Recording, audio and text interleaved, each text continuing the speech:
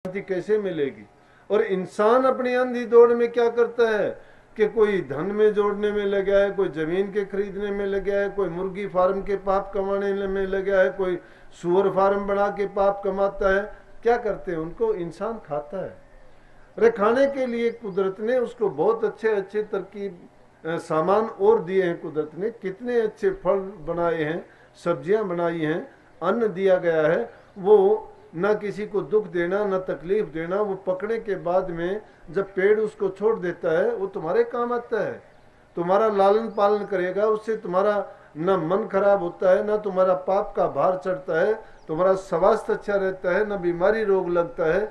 लेकिन इंसान को क्या मजा आता है समझ में नहीं आता। एक प्रेमी मुझे कहने लगा, बोला जी अंडे खाने में तो कोई दिक्कत नहीं। मैं बाहर था कनाडा में, वहाँ कहने लगे जी आप अंडों का भी परहेज बताते हैं। हाँ भाई अंडे का भी परहेज है। बोला जी अंडा तो आजकल वेजिटेरियन में गिनते हैं। माँ आप लोग तो शायद माँ सब चीज़ों को ही वेजिटेरियन में गिनते हो। जहाँ हम गऊ को माँ कह के पुकारते हैं, उसकी पूजा करते हैं, तुम तो गऊ का मांस भी खाते हो। कहने लगे वो तो अलग बात है, लेकिन आजकल तो के अंडे वैसे ही पैदा करते हैं फार्म में, और वो तो सब्जी में गिनती होते हैं, उसको हम शाकाहारी मानते, मांसाहारी नहीं मानते। मैं बोला क्यों? ने बोला कि वो तो ऐसे ही होते हैं, उनमें जीव नहीं होता। मैं कहने लगा अगर जीव नहीं होता तो उन अंडों को अपने खेत में बो के तुम और अंडे पैदा कर लिया करो, मुर्गी से पेट के से पैदा क्यों करवाते हो? अगर वो खेत में पैदा हो जाएंगे तो मान जाएंगे कि भाई वो शाकाहार में है। लेकिन जब वो किसी की पेट से निकल के बाहर आता है तो ऐसी चीज होती है कि कुछ उसमें जीव नहीं होता, या पाप नहीं लगता, या बुरी चीज नहीं। और फिर गंद को ही खान खा के इंसान क्या अच्छा महसूस करता है? मुझे नहीं लगता। कितनी और अच्छी अच्छी सब्जियां हैं, उससे भी अच्छे कितने बड़े बड़े कितने सुंदर आलू हैं।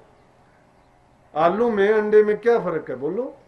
लेकिन इंसान को पता नहीं, देखा देखी अपने को ये समझता है कि मैं ऊंची सोसाइटी का हूँ।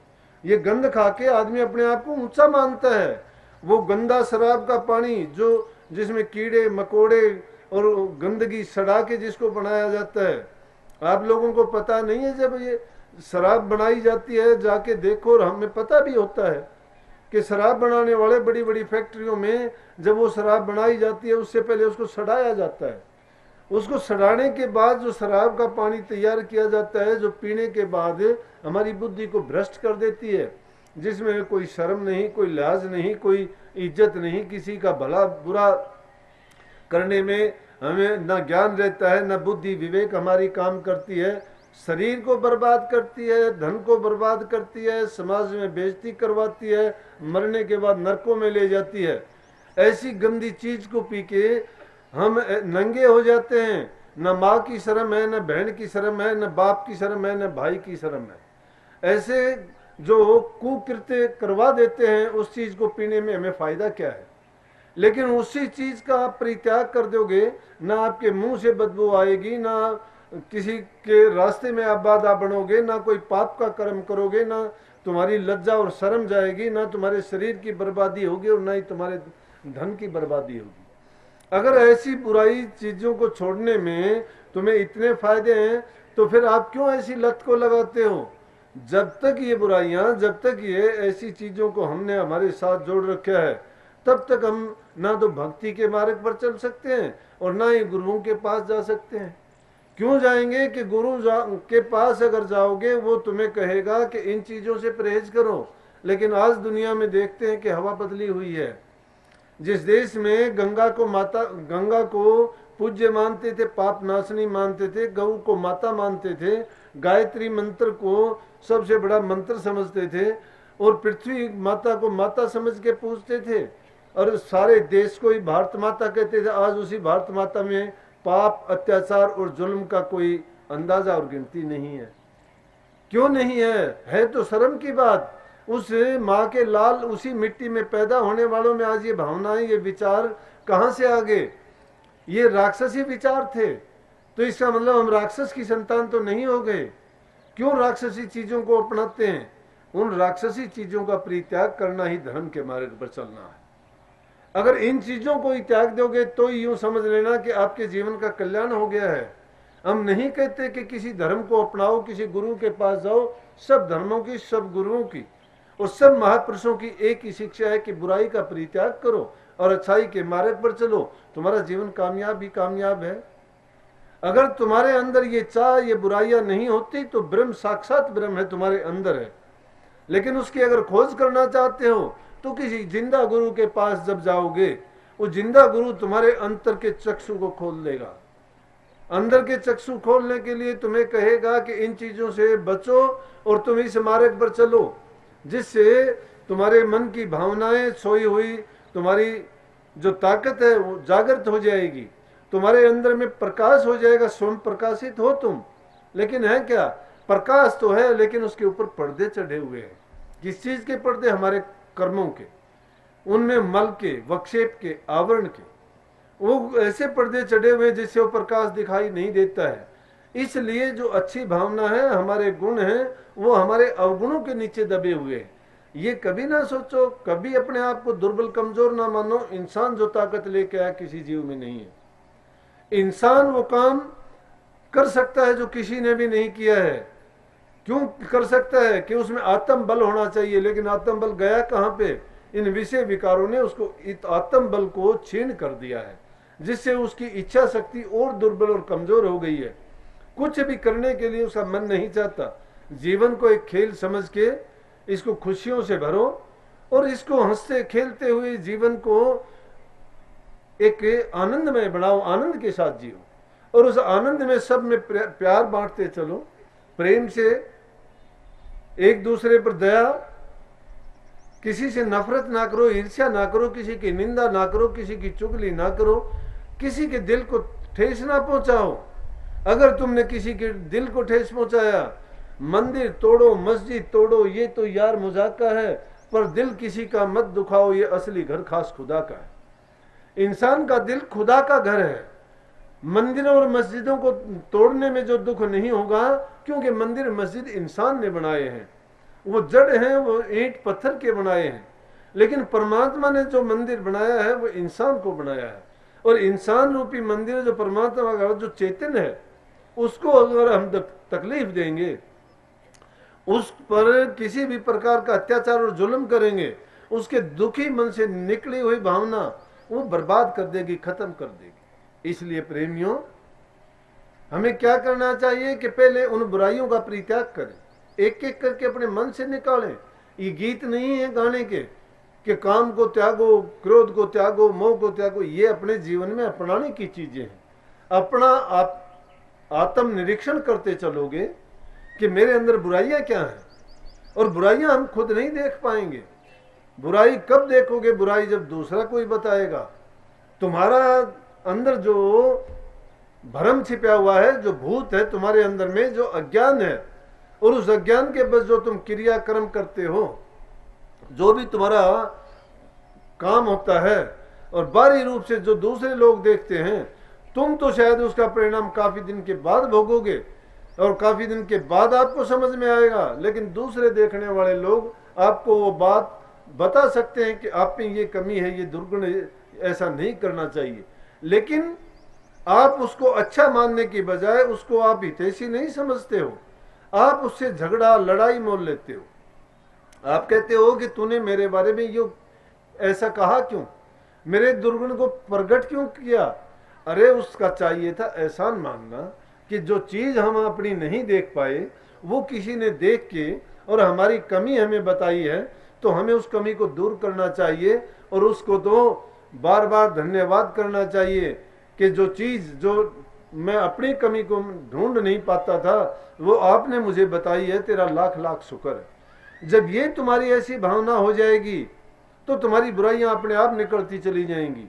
लेकिन तुम अनदेखी करते हो, अनसुनी करते हो और ना समझी करते हो, कही हुई बात को समझते नहीं हो, बताई हुई बात को अनसुनी क्यों करते हो कि जानते हुए भी, बताते हुए भी उस बात को हम मानना नहीं चाहते। जो बात अगर कही जाती है तो कम से कम आत्म निरीक्षण करो। मैंने कहा जब तुम इस बात पे गौर करोगे, अपने आप को जब पहचान जाओगे कि तुम कितने पानी में हो, तुम्हारे अंदर गुण क्या है और क्या दुर्गुण है। दुनिया में अपने लिए जीने के लिए अगर आए तो जियो, कुछ भी करके जियो। कितने दिन जीवोगे? लेकिन जी के जो कर्म करके जाओगे उस परिणाम को भी भोगने के लिए तैयार रहना। ये सिलसिला शायद इंसान समझ सकता है लेकिन समझने का प्रयास नहीं करता। बुद्धि ज्ञान विवेक परमात्मा ने इसलिए दी थी कि समझो इस बात को, और जब इस बात को समझ जाओगे, पकड़ लोगे, तो वही बात तुम्हारे जीवन को सुधार देगी और तुम्हारा मनुष्य का चोला मिलना और इसको सुधारना। नहीं तो कबीर साहब ने भी कही है कि अनगिनत रोजाना यहाँ जाते हुए देखते हैं मुसाफिरों को, शमशान घाट में ले जाते हैं, और ले जाते हुए जब देखते हैं तो इंसान की हालत क्या होती है कि हाथ जले जो लाकड़ी और घास जले जो केश, और जलती चिता को देख के भय कबीर उदास। केस जले जो हाथ जले जो लाकड़ी, केस जले जो घास, जलती चिता को देख कर भय कबीर उदास। कबीर उदास कौन सा? आप भी कबीर हो। जो काया में रहता है वही कबीर है, काया वीर। तुम्हारे अंदर बैठा हुआ है वो ये रोजाना देखता है खेल, लोगों को बिछड़ते हुए देखते हो। कबीर साहब कहते हैं कि उनको देख के इंसान को ये सोचना चाहिए कि और कीमत क्या है। एक शब्द है उसमें आती है कि और सब जीव जंतुओं की, पशु पक्षियों की कोई ना कोई चीज मरने उपरांत भी काम आती है। जीते जी भी इंसान के लिए काम करते हैं। पेड़ पौधे जितने भी प्रकृति में पशु जीव जंतु जो चीज बनाई है, इंसान किसी न किसी रूप में हर चीज से कोई ना कोई चीज हासिल करता है, उसके जीवन में उसको वो सुख देते हैं।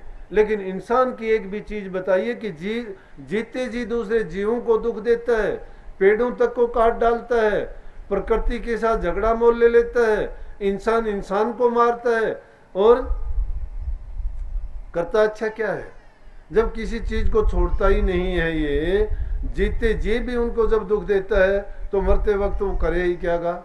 मरने उपरांत इसका क्या होगा? एक थोड़ी सी इसकी स्वाब बनेगी, राख बनेगी, जो किसी के काम नहीं आने वाली। लेकिन और चीज जब संसार से इतना कुछ करने के बाद भी, मरने के बाद भी इंसान को दे जाते हैं, पशु पक्षी चमड़ा दे जाते हैं, पेड़ वृक्ष अपनी लकड़ी दे जाते हैं, और दूसरे जीव कोई हाथ देता है, कोई दांत देता है, कोई खुर देता है, कोई बाल देता है, जो इंसान के हर प्रकार के काम आते हैं। लेकिन इंसान की आप एक भी चीज बताओ जो उसके मरने उपरांत काम आती हो। अगर इंसान ने कोई कर्म किया है खोटा मंदा, अगर बुरा करके जाता है, बुरा दुष्ट आदमी को तो मत्थे भी नहीं लगने देना चाहता कोई, क्योंकि दुष्ट आदमी जब सामने से आता है तो उसका मन पहले से ही उसके बारे में कहना शुरू कर देता है कहां से सत्यानाशी आ गया। अरे जब ऐसे आदमी जीते जी जिसने अपने आप को सत्यानाशी बुरा कहलवा लिया, जिसको देखने मात्र से लोगों के मत्थे पर टेढ़ियां पड़ जाएं, उस इंसान का जीना ना जीना संसार में बेकार है। क्या जीना है? अगर इंसान का चोला लिया है तो इंसान बन के दिखाओ, मानव बन के दानव क्यों बनते हो? क्यों बुरे खोटे मंदे कर्म करते हो? अपने जीवन में हंसी लेके आओ, खुशी लेके आओ, शांति लेके आओ, प्रेम लेके आओ, गुरुओं के प्रति श्रद्धा रखो, परमात्मा के प्रति अगाध भाव रखो, तो तुम पूरे जीवन उस भावना को लिए हुए जब जाओगे तो सीधे खुदा का दरबार आपको खुला मिलेगा, जिससे दोबारा संसार में नहीं आना होता। क्यों? जिस चीज का इंसान सुमन करता है, जिस चीज का चिंतन करता है, जिसको सोते बैठते उठते जागते याद रखता है। ये ना सोचना कि शरीर धरा है, दे धरे का डंडर, सबका हुको हो, ज्ञानी काटे ज्ञान से मूर्ख काटे रो। शरीर के रोग हैं, हमारे कर्म का संजोग है। जो जो कर्म हमने किए हैं उसका भोग जरूर भोगते रहेंगे, लेकिन जब जीवन का अंत होगा, जब जीवन का अंत होगा, वो कर्म जब तक पूरे नहीं हो जाएंगे, शरीर से पीछा छूटने वाला नहीं है। तुम लाख कोशिश करते हो, कई बुजुर्गों को देखा होगा कि मृत्यु के शैया पर होते हैं लेकिन उनके प्राण नहीं छूटते हैं।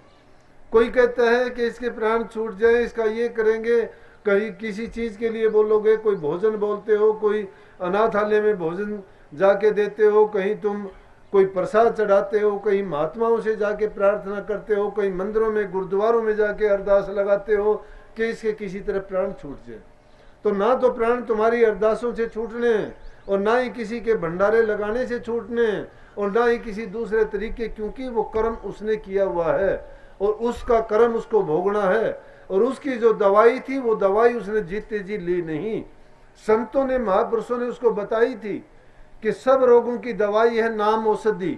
जो नाम औषधि को लेगा, उसको प्रभु को याद रखेगा, उसके कर्म धीरे धीरे इस तरह से धुलते चले जाएंगे जिस प्रकार से हम किसी जंगी हुई चीज को रसायन पर लगाते हैं तो उसकी जंग उतरती चली जाती है और उसकी चमक वापिस उसी प्रकार से चमकने लग जाती है जो पहले थी, क्योंकि उस पर चढ़ी हुई जंग गई। जैसे नानक साहब ने कहा है कि इंसान के अगर शरीर पे कोई मैल लग गया है या कोई उसको दाग लग गया है तो पानी से साफ कर लेगा, अगर उसके कपड़े पर कोई दाग धब्बा है तो उसको साबुन या दूसरी चीज लगा के उसको साफ धोके कर लेगा।